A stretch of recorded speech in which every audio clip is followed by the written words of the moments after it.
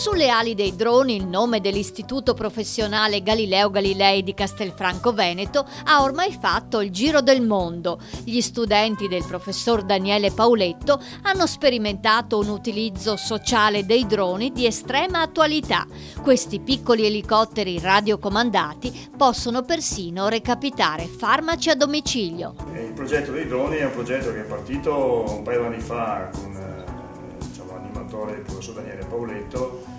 È partito sperimentalmente con una classe quinta in vista di una tesina d'esame di Stato e poi si è ampliato con l'istituzione da quest'anno di un laboratorio, il Maker Lab, dopo l'esperienza di Roma in cui siamo stati invitati e selezionati tra varie scuole italiane a partecipare alla fiera degli inventori. I droni non li abbiamo utilizzati in vari ambiti e l'ultima cosa che abbiamo presentato anche al MakerFair di Roma è l'uso dei droni per il trasporto dei farmaci nelle situazioni di emergenza, tipico caso del Veneto, ad esempio dell'alluvione, oppure nelle situazioni critiche, ad esempio in montagna quando c'è neve o per affiancare le attività del SUEM, dove è previsto ad esempio l'intervento dell'elicottero. Si utilizza una piattaforma che è questa, che agganciata sotto il drone, va bene, consente lo sgancio una volta posizionato arrivato in sede.